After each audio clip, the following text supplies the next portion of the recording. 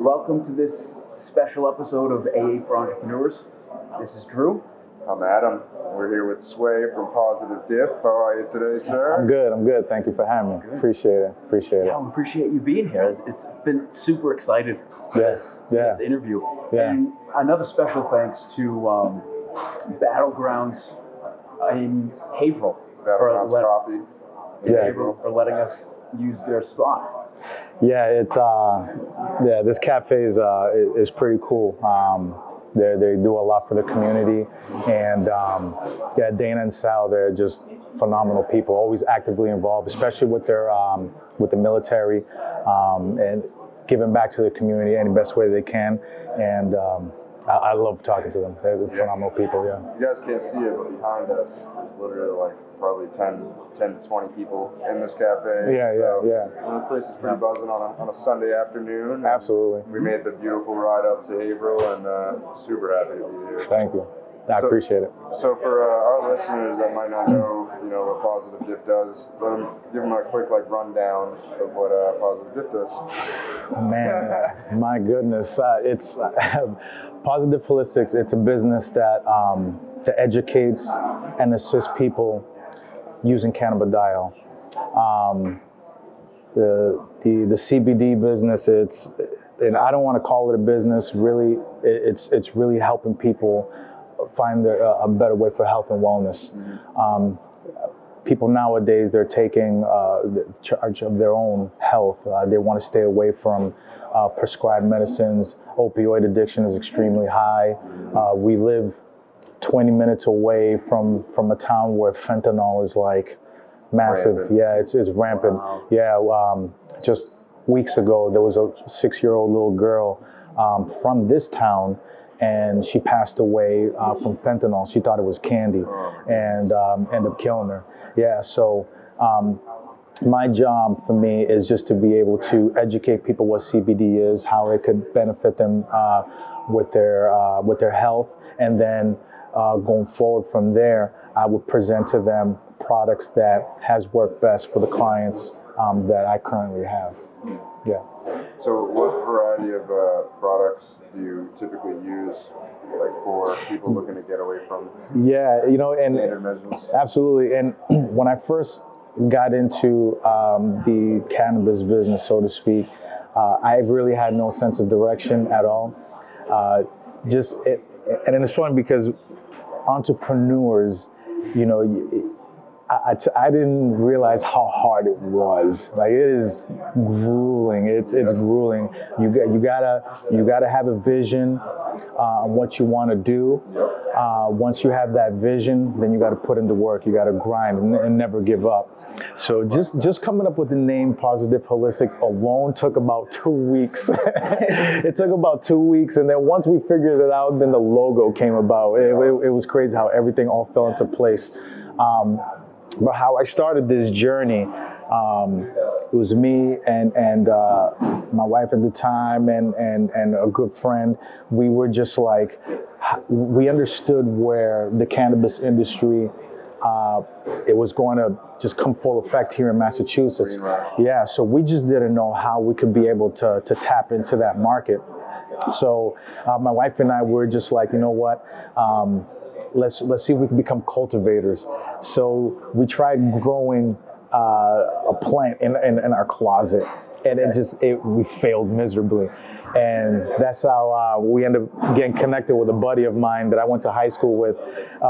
We just so happened to go to a store to purchase something, and I ended up seeing him, and he reeked of marijuana. I was like, dude, man, we got to get together, man. And from there, we just started to get to work on what our vision was. And during that time, we lost a family member due to a heroin overdose, and he was very young. I believe at the time it was age 24. He was a school teacher. And then again, it all started with, he broke his arm. He broke his arm, they prescribed the medicine, and then from there, it just started to progress. He got treatment, and once he got out, got to have that one more fix, you know, and then that's how we end up losing him. But that's how we, after his loss, we're just like, you know what, we need to help people that are struggling with these addictions, with heroin addictions or any form of addiction. So we went to the NECAN convention just to get some type of inspiration. And from there, that's where I met the New England distributor of Charlotte's Web, which was, his name is Tom McCrae from MedTech Healthcare. And I was there at first at that table because I remember seeing everything, and they were giving out samples of the product, and I was like just waiting in line, and I overheard somebody talking about a blog.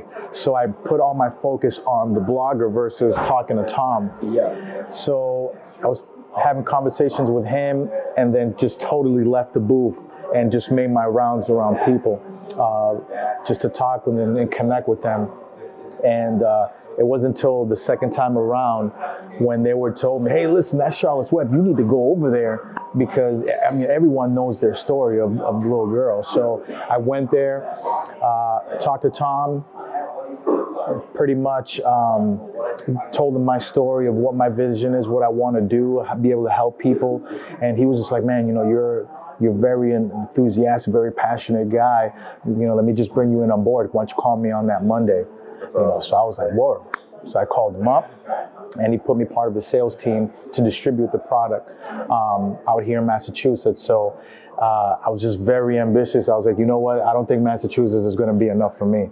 So he was like, all right, fine. You know what? Let me put you in New Hampshire, all the way up to Vermont. You're right. You know, so I was just like, yeah. So I was just like, he had me all that. Yeah, New England, New Hampshire, Vermont, Maine, all that. So he made me a distributor for that product, and then from there, that's how my journey started, distributing those products to people. So where were you before you had this vision? Yeah. I'm going to be an entrepreneur. This is it. Yeah. What? So it started years ago. Obviously, we all fall victim to the 9-to-5, the rat race.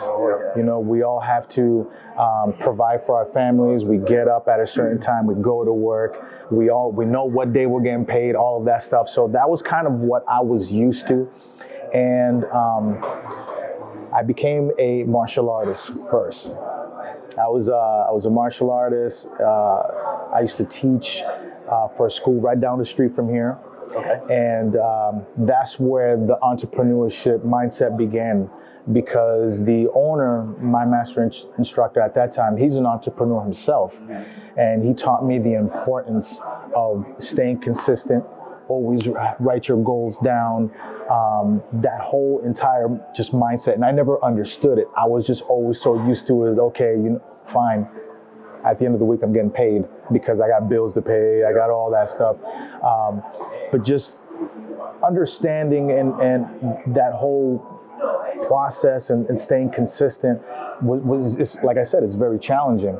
So not only that, but even becoming a martial artist as well, you gotta know your material, you gotta put in the work, then you gotta teach, then you gotta be able to convince all your students too to become entrepreneurs in their own right. You know, teaching them about goals and everything else. That was my life for over 8 years.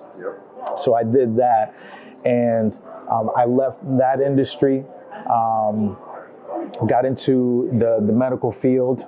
I worked for a stem cell company in Boston, and I did that for about 6 years until till the very end is when all that tragic happened, losing a family member, and understanding where the cannabis industry was going in Massachusetts, where I just then was just like, okay, I got to be able to do something.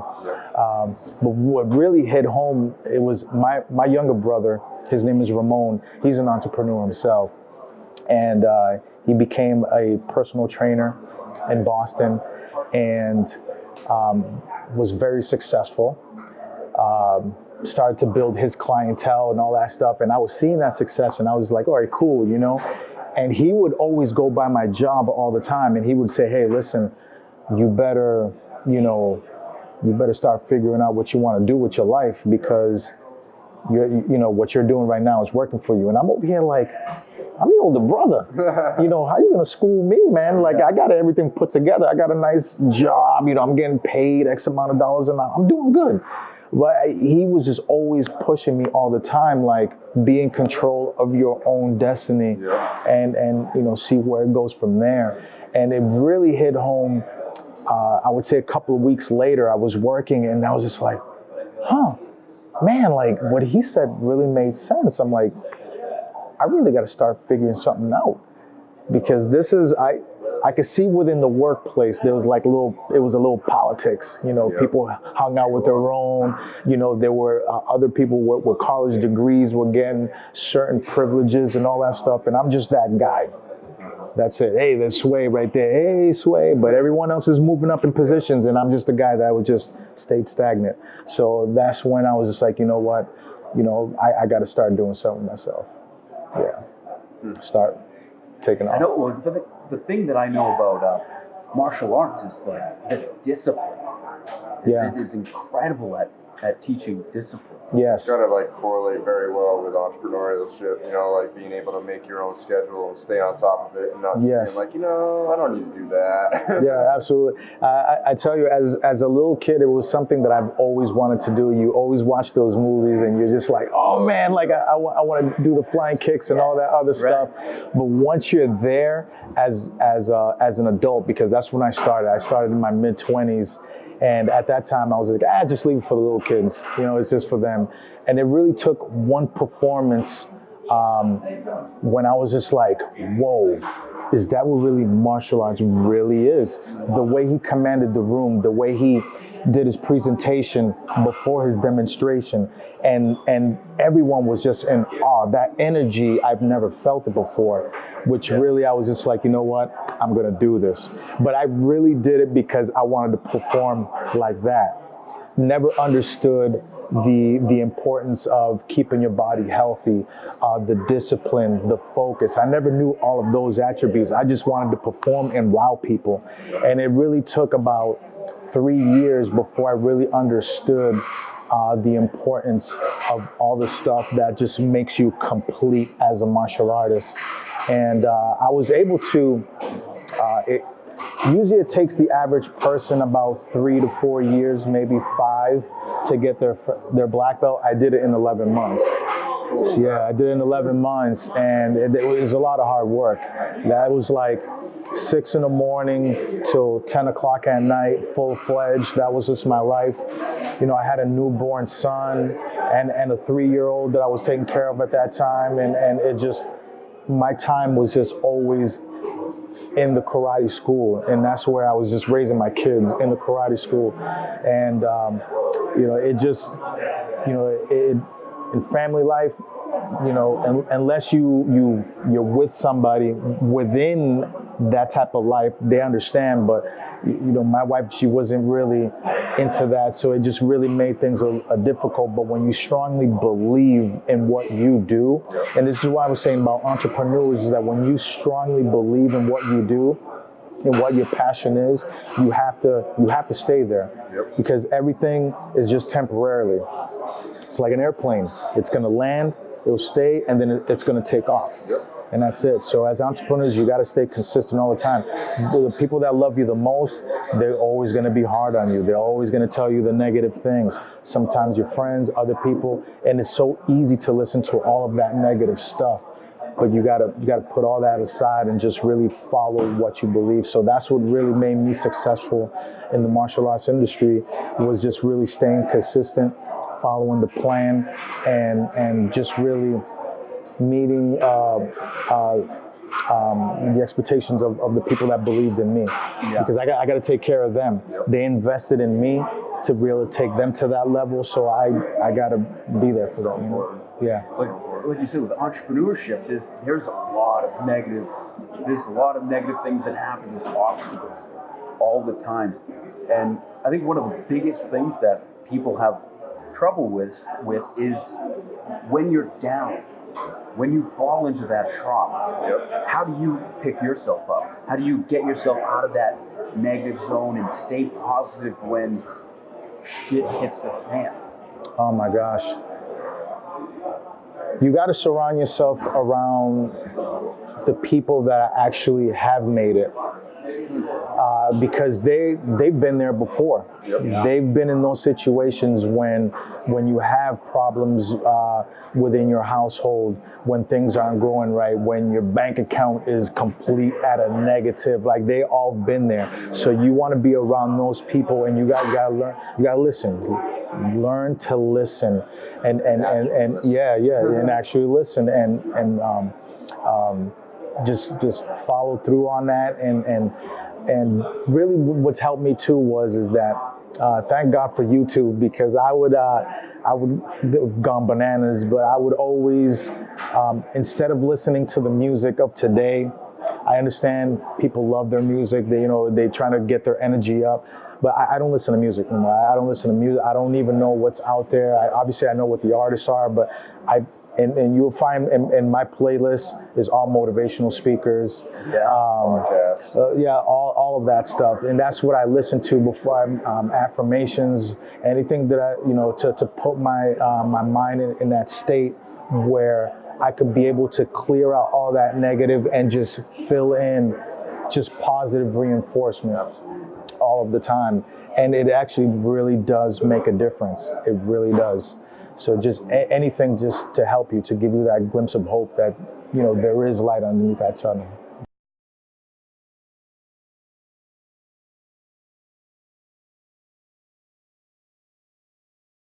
Listening to it in the car, listening to it everywhere. And like, for me, music has been a huge part of my life. I mean, it's so enjoyable. You can sit back, you can listen to the same favorite song like 10 times.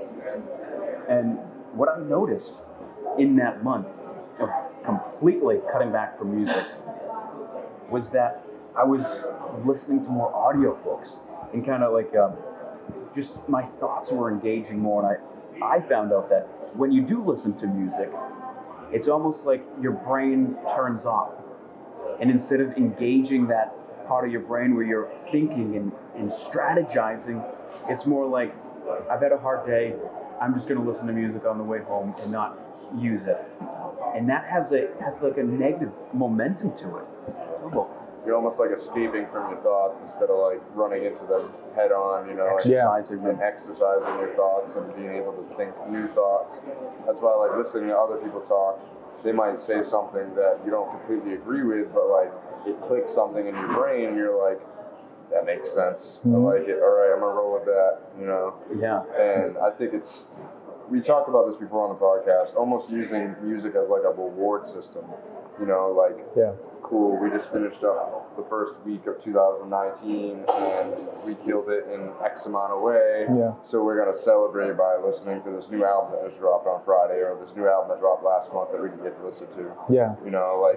It makes it,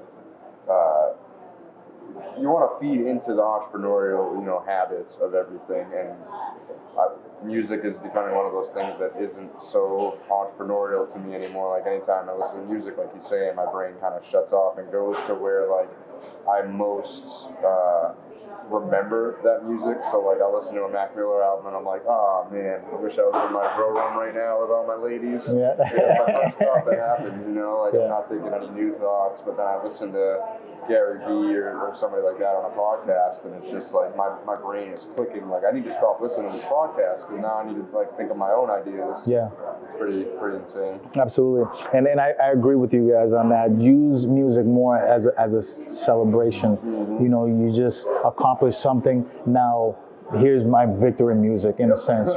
Like yeah, exactly.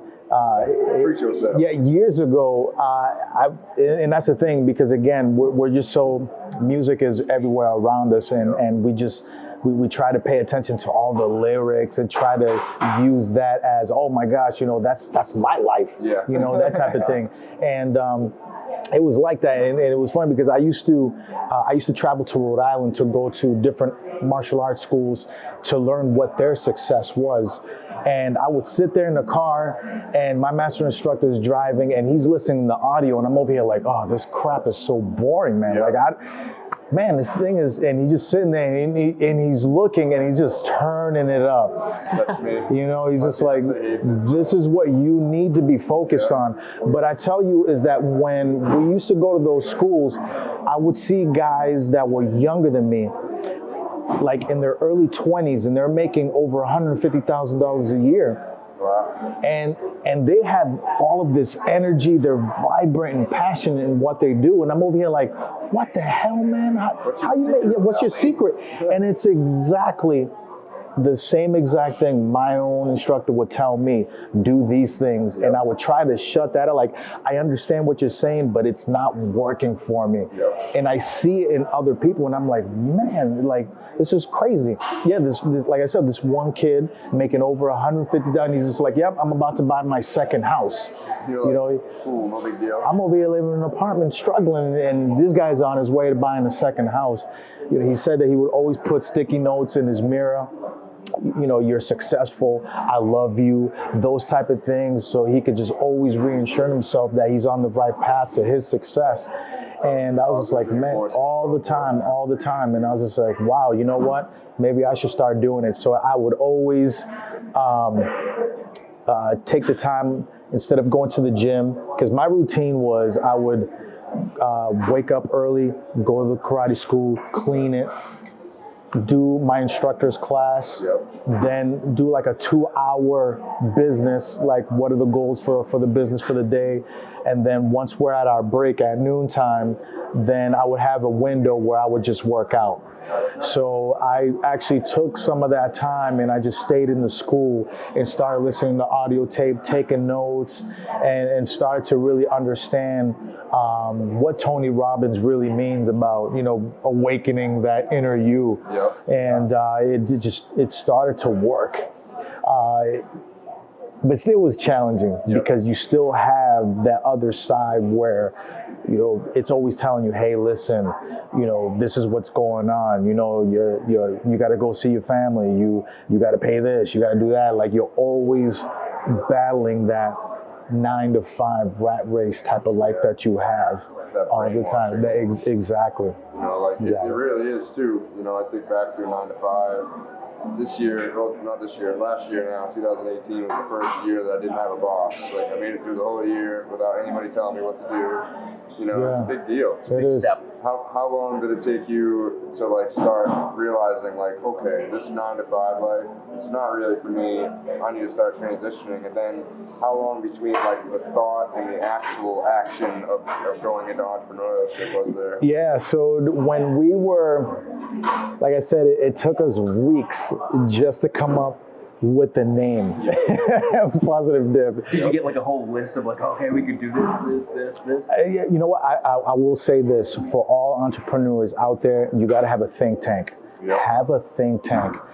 This all started in the basement in my friend's house.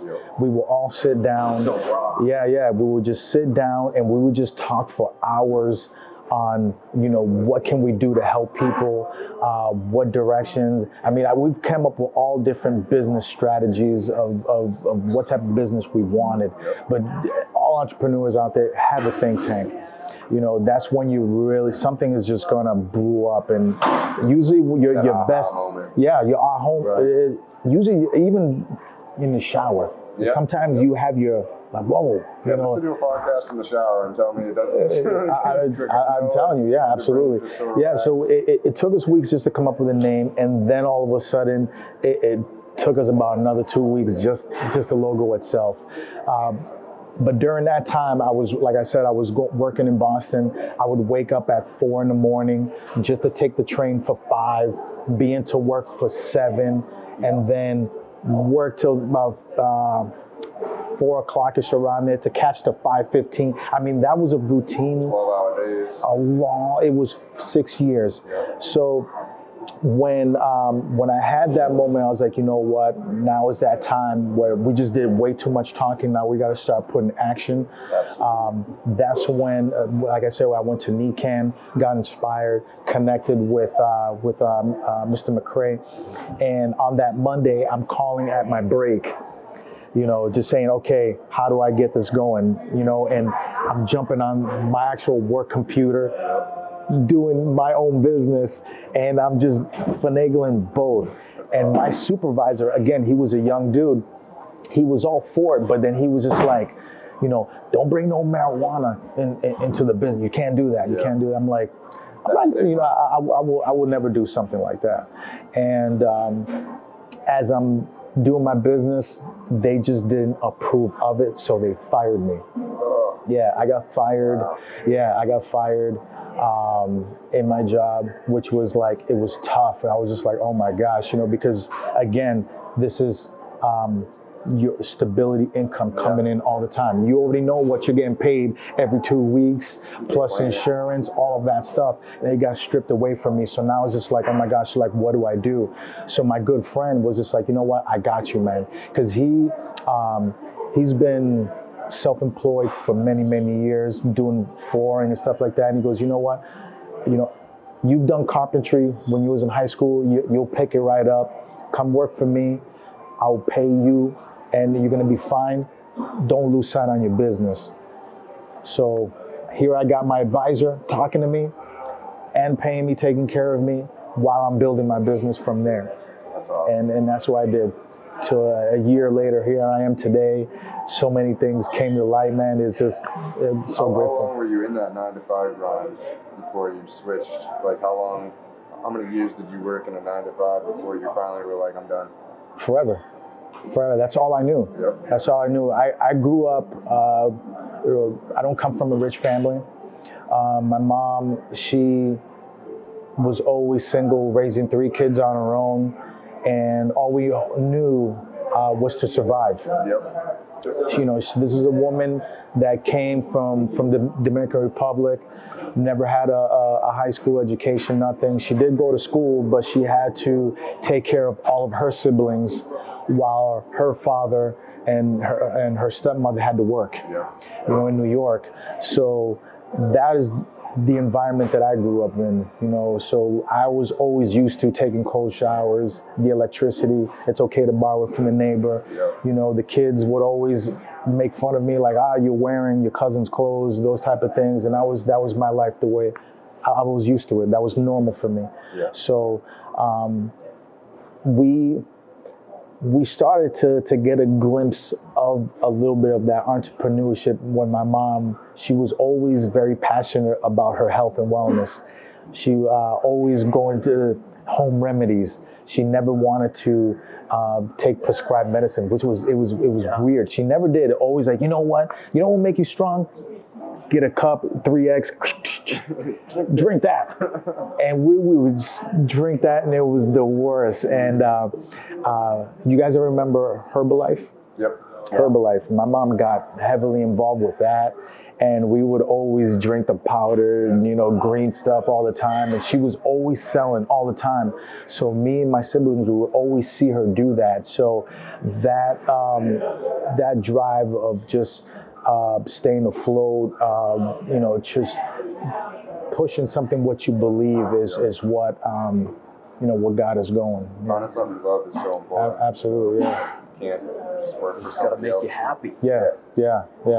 So we're just very close family, and then you know, religion was a part of it too. We grew up as a religious family, but our mom, because of her mental condition, she has schizophrenia. And right now she's older, so she has a little bit of dementia. But back then, people never understood why she have all these different pattern behaviors. And, you know, I would always hear, "Man, your mom's crazy," because she just did things that were just like so outlandish all the time. But again, it was normal to us. And she never really went to the doctors unless it was like very high, severe, broken bone type thing. Everything was always self-medicated all the time. So it just, for us, we were always close. We understood the importance of family, and we always was just like, you know what, we don't want to live this type of life. As we started to get older, we're just like, man, this kind of sucks, man. Like, I really want to do something with myself. So for me, I got actively involved with sports. I love basketball. Just watching, I'm from the Michael Jordan era. So watching him just be able to do those tremendous things that he did on that basketball floor. Yeah, make it look easy. So we're just like, we want to emulate that. So basketball was just an outlet for us. We would always like go out and we would play for hours out in the street, always envisioning one day we're going to become that Michael Jordan. It's crazy how a successful person, such as a guy like him, is able to bring out that whatever it is, that edge out of you, and you're just watching him on TV like, oh my gosh, like look at how he just sticks his tongue out. Maybe that's going to elevate my game. Yeah. So we would always do that. We would always, get the baggy shorts. We all had to buy the Michael Jordan shoes. We all had to, because without that, we're not going to score 20 plus points. So we had to do all those things, and. So go ahead. It seems like mentorship.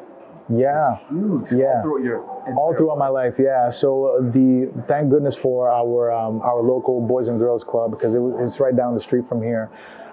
They always took us in, would always give us the gym and played. I mean, that was just our second home. We had our home where, again, I had to have my Bible studies, had to do all the stuff behind closed doors, like, oh my gosh. But then once we were out, we're going right to the boys club, school boys club, and we're there for hours. Saturday morning, spend our all days there playing basketball. It was just, every guy in my generation, that's all we did. So we understood the importance of mentorship, having that role model, and just following what our dreams was, having an understanding of what that was. And we just grinded. And that's what we did all the time. Hustling from hustling, knee high. Yep. Hustling all the time. And I didn't care. In my mind, I was just like, you know what?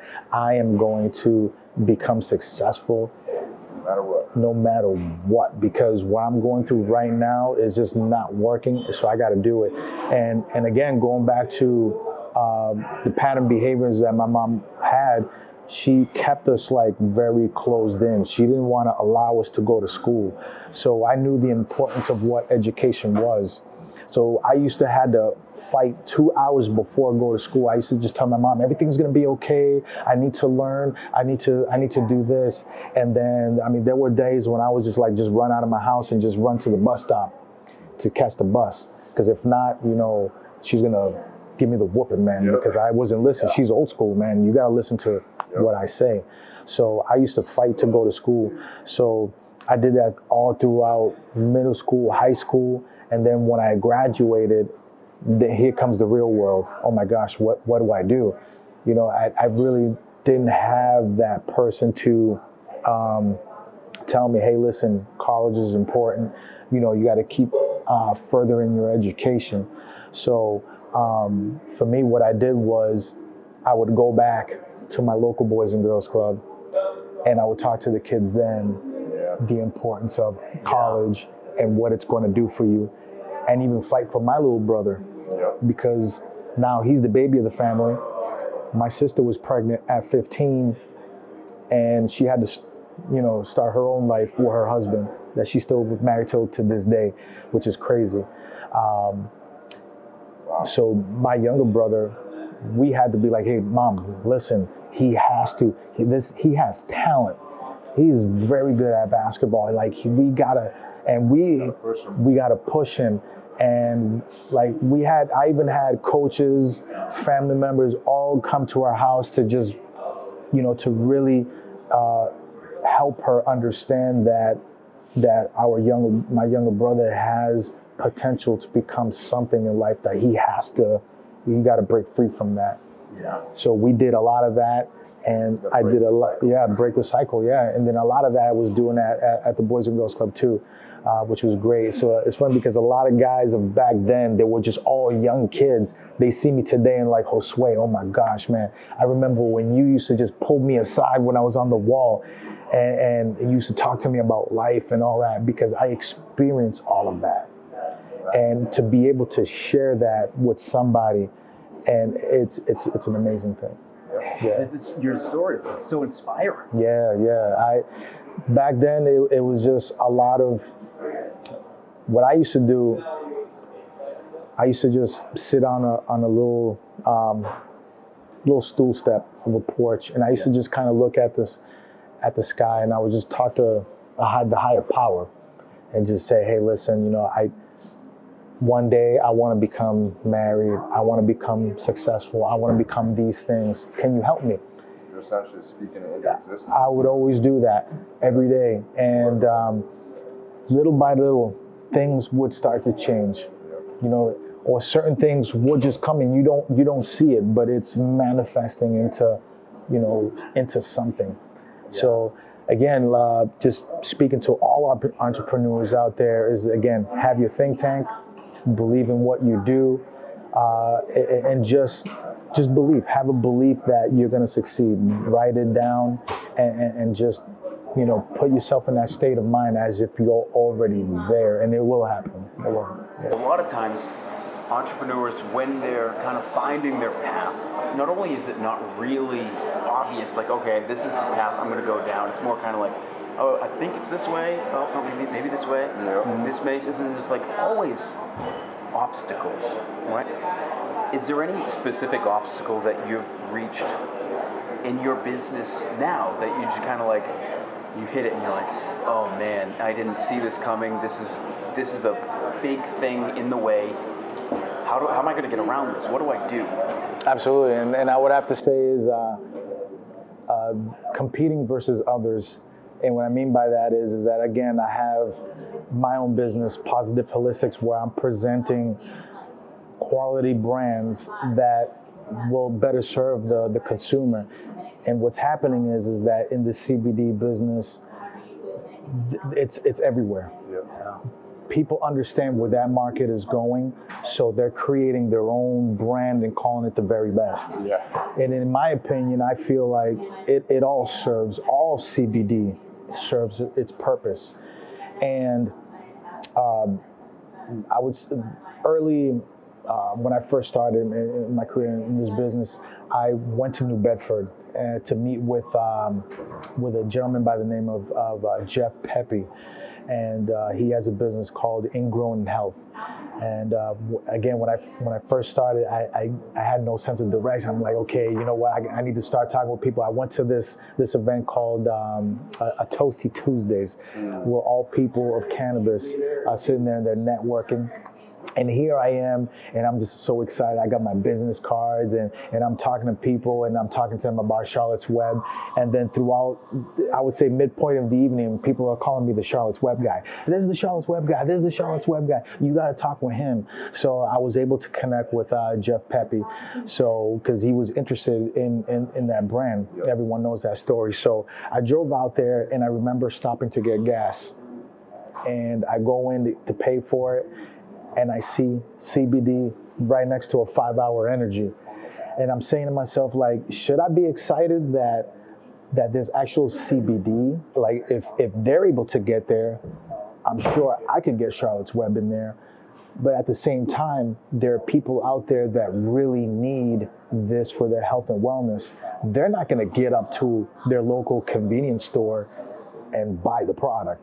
Or anybody that's stopping in to purchase gas, they have no idea what that is. No, right. So a lot of times it's like a floor product, yeah. So I understand that more now today than back then. Yep. So for me, it's just to be able to educate the consumer and tell them, hey, listen, this is what I could do for you, because not a lot of companies are doing that.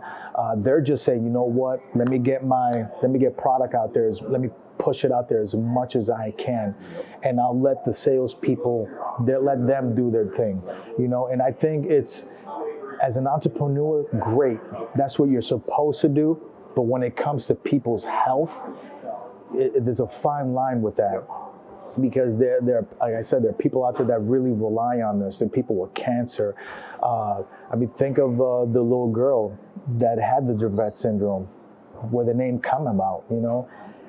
Her mom would have thought, oh my gosh, you know what? They sell CBD at 7-Eleven, so let me go in there so it could help my daughter. No, that's not how it works. So for me, that's what I want to do. I want to be able to reach as many people out there, help them the best way that I can, whether it's through the products that I carry, whether it's mentorship, whether it's anything in life. That's what I'm passionate about. My passion is people, to be able to help them become a better version of themselves.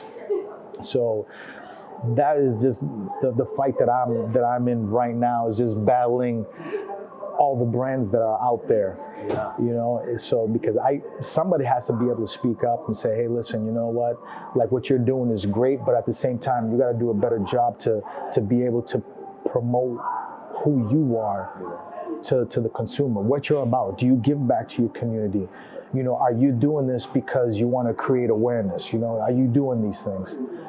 That's what it's all about. It's so funny that you say that, because we, not to put a shameless plug, but we actually submitted our license to be hemp cultivators and processors. Yeah. And that was our thought behind it. Like, people are growing hemp like corn. You know, they're growing it this close to each other. They're not really like caring about the quality of how it comes out, and then just extracting whatever they get, you know? Absolutely. As opposed to, we're going to be like artisanally growing CBD as if it's a regular THC plant, you know, cannabis plant.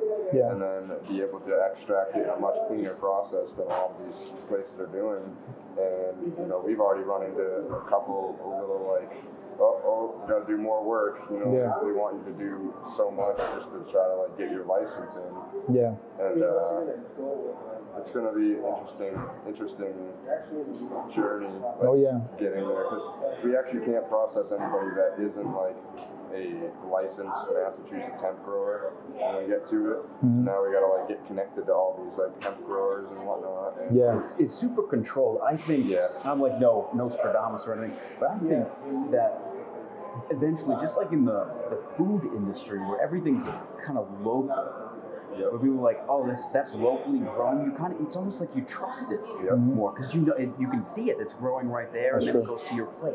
Yeah. So I think that eventually the market will kind of condense into being more supportive within local, and because especially when it comes to the health of your family and your loved ones, you want to know where this product is coming from.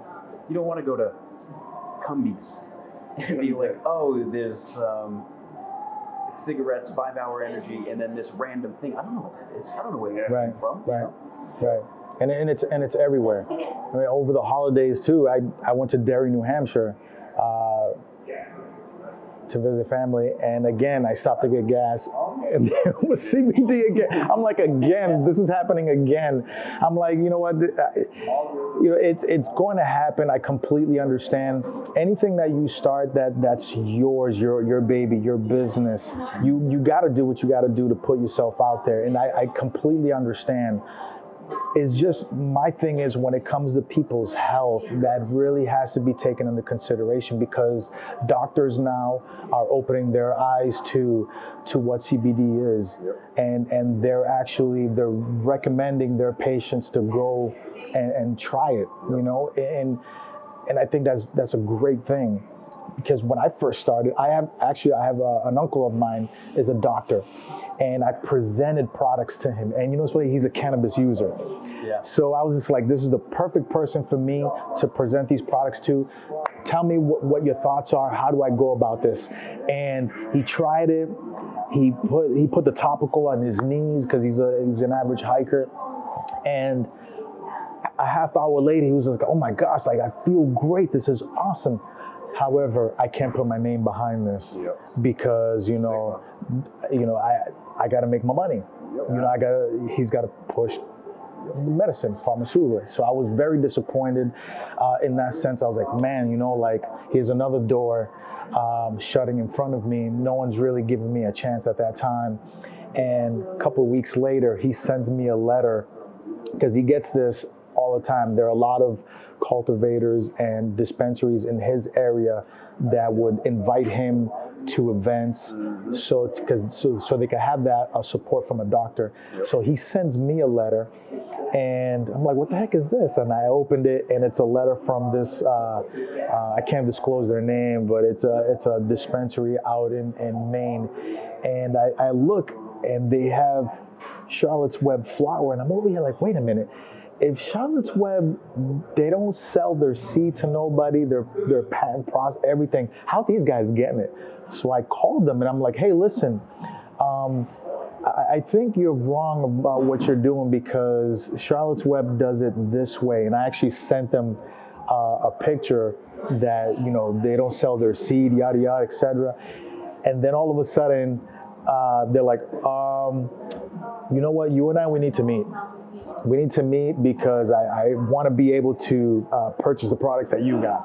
So it's like I called them out for what they're doing because it was fraudulent, but at the same time I was able to help them, educate them, and present them the actual quality product that's going to help their clientele, which it has. They're till this day they still wholesale the Charlotte's Web products, which is great. They helped a woman that she had a seizure going in to their dispensary, and it so happened to be a woman that she's a part of an organization with Lyme disease, and they were able to stop her seizure and be part of their organization. I mean, it's just how you're able to just reach out and help somebody and let that manifest into something great. Yeah. Good stuff, man. Amazing. Yeah, amazing stuff. Your story is absolutely like perfect, you know, like so many entrepreneurs I feel like go through like the same thought process that you're going through, like where you have to kind of like fight through the negativity of life and past that stigma of like, I need this 9 to 5 to survive, without it I'm gonna die. Yeah, and, You absolutely. know, push on to being an entrepreneur, doing not only what you love, but actually helping, you know, countless people. There's no telling how many thousands and maybe eventually millions of people you could help with your products. Yeah. You know, and that's what it's all about. I will say it took about a year for me to figure everything out, and it's okay. I was gonna say it's okay. It's okay that you go through these challenges and all of these heartaches and everything.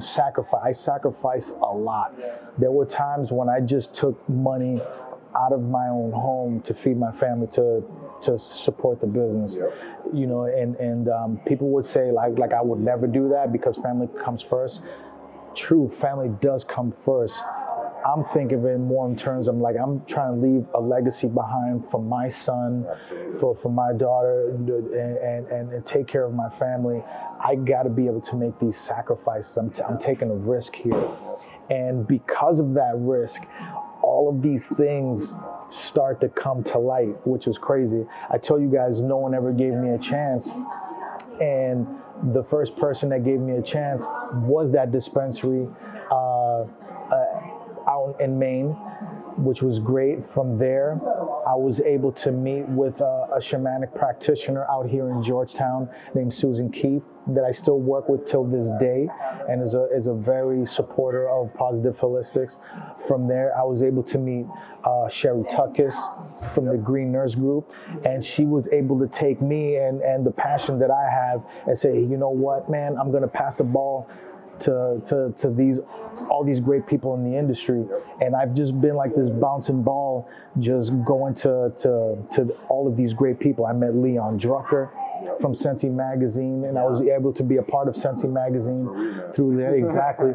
Then I was able to meet Ben and Jeff through the Token Dead. You know, I just went to meet with Sherry in a cafe with another advisor of mine, and there's these two guys. I had no idea I'm like, who the hell are these two guys? I sat down, and then you know how Ben is with his mouth, man. Right away, I was just like, what the F? This dude is crazy. But we just gelled right there. We gelled, man, and we became good friends from there. Me, Ben, and Jeff, and man, the relationship I got with those guys, these guys are like my brothers now. They invited me to the camp all the way out, and Is it Maine? Yeah, it is. Almost not Maine. But Yeah, I was gonna say Carajo land. Carajo's like shit world, man. I got invited to their camp, and my GPS just like died. It quit. Like you're going nowhere. You have no service. Yeah, nothing. And I'm like, holy smokes, man. So, am I gonna die? yeah, to be able to build these relationships with all these people of business, creating their path to success, and I'm tying them all together as like my little network of family. Like even you guys too, man.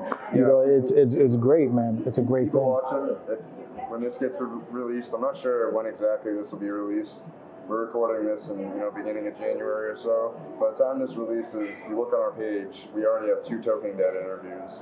We got a Green Nurse Group interview from when I went to Harvest Cup. Yeah. We got a Sensi interview on there. So literally all this stuff is coming full circle without us really having a plan. It's crazy. Absolutely, all full circle. Yeah. And look at that. You even had a interview with Elena from Acugentics as well too. My first night. That's where I met Sway. Yeah. So I mean, this was a young lady where many months ago I went to an event in Spencer, Mass. Yep.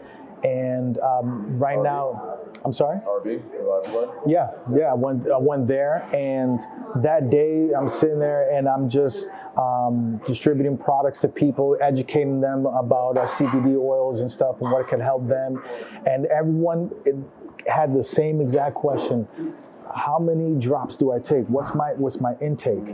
Right. And if you really look in a bottle, it will tell you take 1 ml once or twice per day. But what's happening is that everyone is different. Everybody's body type is different. But what's happening is that they find that people that take 1 to maybe 2 mLs per day, they're either overly medicating themselves with CBD and their ailments come back stronger, or they undertake and they would say, I don't feel a damn thing. Yep. So that question was driving me crazy the whole entire day, even at home. Yeah, so at home I was just like, you know what? I need to find something. Let me figure out a math. I found a math solution, which is great. And I was like, I don't know if I'm going to be able to explain this to somebody. There has to be something out there. So I'm researching. Again, when in terms of entrepreneurs, you got to dig deep. You got to be able. You never stop educating yourself. You always have to learn. So that's how I was able to find Elena. There, she has an app called the CBD Calculator that we've had all this time in our phone, and I'm over here like, all right, let me buy it for $1, and it has Charlotte's Web as an example to find your actual dosage intake. So I'm over here like, wow, this is amazing. So I was like, you know what? I need to thank this person, whoever created this. And from there, I sent an email. She replied back. Then we started an open dialogue. Was that the first time y'all met at Sensi Night in October? It was before. It was 2 weeks prior to that that we met. We were having conversations over the phone, and then I was like, you know what? I'm a part of Sensi. You should come out and showcase what you got, because out here in Massachusetts, they don't have nothing like that. I think dosing is probably one of the most important things. I think cannabis is the healing factor, but how you consume the product is important as well too. You got to come out here. So she actually did. She actually, I didn't think she was, because sometimes people say things and they really don't follow through. She actually did. And this is a young lady that through her university was winning awards because of her patent pending device. She's getting money granted to her to build her business. I'm like, I need to learn from her. Right. So she's young. So she's young. Yeah, very young. Yeah, absolutely. So it's her and another gentleman named Alex Popov, who's her lead marketing director. And these are 2 college kids. So I'm like, you know what, man? I mean, even though I'm a lot older than them, I'm old school, I still got to be humble. See, I'm bringing it back to my karate days, man. I got to be humble. I got to learn to listen, and I got to start taking notes down. So I became a student of their game. So she came out here, we talked, I got a group of people together right down the street from here, which is a lady by the name of Sandy Qatar, which she actually has a full-fledged CBD store. She's doing phenomenal things. Yeah, so I brought her together. I brought in Leon. I brought in Elena. I brought in another gentleman that started a business called Primary Jane. I brought in two other, I forgot, I'm sorry, and please don't hate me.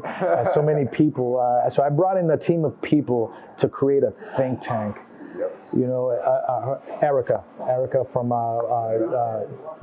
I'm sorry? Mammoth Peak. Erica Wright. So she, I think some weed maps. Yeah, and another young lady, her name will come to light. But anyways, I brought in another think tank. See, I started a think tank from a basement from my house to now to an actual place of business where people educated and know their shit, so to speak. Yep. And I bring in Elena so she could talk about her dosing system and how the importance of it, how it all ties together. Yep. And then the very next day after that was Sensi, which was great. Yeah. And she had a blast. She was like so overwhelmed because she's just so used to dealing with people through her university and in her area. Florida hasn't gone full-fledged with the cannabis industry, so she's dealing with a very small market.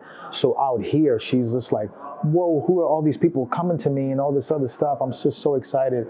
And because of that, she put me through an outreach program through her company, where now I'm able to bring all people of Massachusetts, cultivators, anybody that wants to put their oils through her device that comes out this year in the spring of 2019, and have that out in this world because it's needed. So you're figuring yourself out, who you are as a person, what drive you have, what motivates you, what your niche is.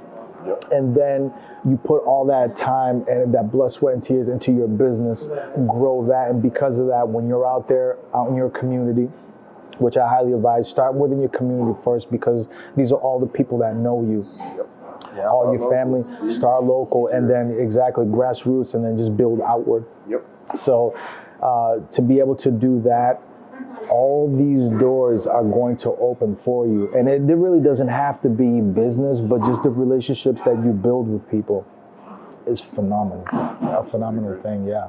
It's actually funny that you say with the think tank, because Andy and I actually started our entrepreneurial venture together doing kind of just like a creative group. It was my fiance, a mutual friend, Andy, and myself, and we just sat down and like just talked about entrepreneurial things. Like, we weren't trying to start anything. We didn't have any plans to do all this. We just kind of were sitting there talking to have like-minded people to speak with, and it helped me like tremendously. You know, just being able to be like, there's other people like me. It's not just me. Oh my goodness. Yeah, you have to have these think tanks. And what was great too is that to be able to take my business to the next level, because again, there's always you always reach that cap, so you're going to always need other influences to be able to help you grow. So I was able to get part of my team. Her name is Eva Montebello, where she's a phenomenal. I mean, she just helped me out so much, and got me involved with our Chamber of Commerce. Talk to the people that are associated with them, other people of business that are really too familiar with cannabis and how it could help them. And she sets up these little mini events for me and stuff, where now I could networking events. We've had a networking event right here, right on the other side of this cafe here, where the people of business will sit down, everyone pass their cards out, talk about what their goals are, what they're trying to do, and how we could always help each other. One business is always helping each other in some form of way. Yeah. Wow, Absolutely. It's been an incredible conversation. Yeah, I think we could honestly talk for hours. You can. The next think tank. Right. Yeah. We could be like the next generation of Shark Tank. Yeah. Right here. Why not? Absolutely. Look at you, come on. We got faces, if you're listening, we got faces that are made for television. You gotta watch the video too, it's important. Yeah, I'll be there. That's the goal. That's the goal, So for sure. before we kind of wrap this up, do you have any like parting words for maybe any aspiring entrepreneurs or anyone who's going through maybe an addiction or a loss or anything really? Just the power of belief. You have to believe in yourself that you're able to do it. it's human nature for us to say, you know, we're going to do something and then we start it and then we quit. That's why, I mean, you see a lot of people every time they're always, my New Year's resolution is that I want to lose weight, I want to do this, and then, you know, all gyms, they got that, you know, the first 3 months they do very well, and then there's that drop because people, they just get so caught up in their own personal life. You have to have a belief in yourself that you're able to succeed. Tony Robbins says something where he says, like, when you see somebody that's so successful and you're like, wow, look at that person, he's so amazing, you know, how they even do it. You have to be able to dig deep and think, people get rewarded for what they practice behind closed doors. Okay, so you got to be able to practice. You know, even if you fake it till you make it, I mean, you have to be able to just do it. And then you take that talent, that energy that you got, and now you start to show everybody, you know, this is what I got, I'm here, this is what I can do. You're gonna mess up along the way, which is fine. You know, but again, everything is temporarily. It's here for a little bit and then it's gonna go. But once it goes, you learn something, you learn from your mistakes, man, and now you're at that next level where now you can be able to just roll. You're making things happen. Really so temporary. Yeah, absolutely. You know? Yeah. So temporary. Yeah. And lastly, where can people find you? So people can find me. You could go on. See, I'm old school, so I am not. This is the God honest truth. I am not on social media, and the reason for that is because when I used to work in Boston, I would sit in the trains and I would always look at people, and they're always on their cell phones all the time. No conversating, no nothing. Right. The only time people conversate is like, oh my gosh, look at what this person did. I'm gonna hit a bump on Facebook. Everything is people live on their phones. It's their whole different lives, and they're missing all the great opportunities around them. So I'm not on social media at all. You could email me. You could email me, or I do have my website, positivedifholistics.com. You can go on there, and I'm always good about, I'll call you on my personal phone. I'm very quick to reply back when they email me, and I'm just very old school. Let me sit down and have a personal engagement with you. I don't want to hit you up on Instagram because I don't know nothing about it. So let's just cut to the chase. You want to have a real in-depth conversation, call me.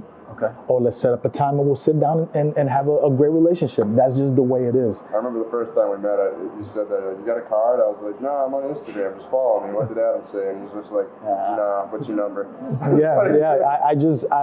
And when people say that, you know, just hit me up on Twitter and all that stuff, sorry, man, I'll see you the next time at the next event. Right. That's just the way it is, you know. And I understand that it's where the world is today. You understand that for marketing purposes and for businesses, absolutely. And I have people that are working on that stuff, but for me personally, I want to be able to create more of these think tanks.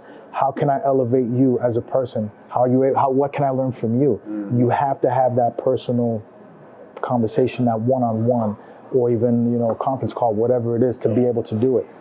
That's how it's done. Yeah. There was someone, so I don't know where I heard this, but someone said that there's always somebody who knows more than you about something. And that's what you can kind of get with everybody, is what can I learn from this person? Absolutely. You got to be able to take something from this and say, I learned from you guys today a little bit. You know, you guys may not have given me as much, but from whatever I could take, I see you guys are out helping. And now I hear that you have clients that you're helping with cancer and stuff like that. I mean, that's great. Now, what can I do to help you to take you to that next level, you know, and obviously I'm getting to know you more too as well. But you know, it's you got to be able to pick something from what you learn from throughout that day. You have to, you know, so you can be able to elevate yourself. Even if it's like one word that just gets your brain. Whatever it is, just to get the juices flowing. Yep. Like I said, it took me literally 3 weeks just to come up with just the name Positive Dif, and we're just like, you know what? We're going to be able to make a positive difference. And we're like, whoa, wait a minute, hold on. Positive difference. Wait a minute, let's slash the other F in the France and just say Positive Dif. That's pretty cool.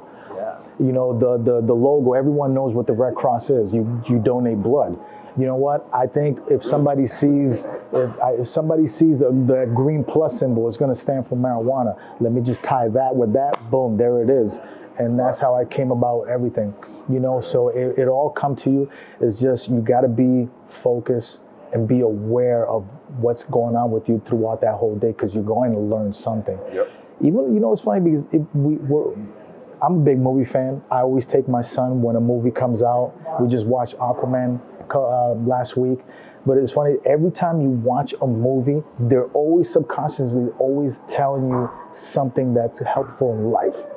Yep. All of the time, and people never realize that. They'll just follow the story. Oh my gosh, you know, black people die in the very beginning of the movie. That sucks, or whatever, or the love story. Yes, you know, it's just you're always learning something in the movie. Pick it apart, man, and pay attention. Oh yeah, all of the time. People don't realize that. Yep. People don't realize that. That's right. Thank you so much. Thank you. I appreciate it. Thank you. I appreciate And your time. what Thank we'll you. do is we'll put your email in the website. Absolutely. in the website and the links, everything. Absolutely. And, Thank you. If you're listening to this, make sure you subscribe to our podcast channel. If you're watching, subscribe to our YouTube or like our Facebook. And yeah. Big things to come for 2019. Belief. All Talk right. to you guys later. Peace.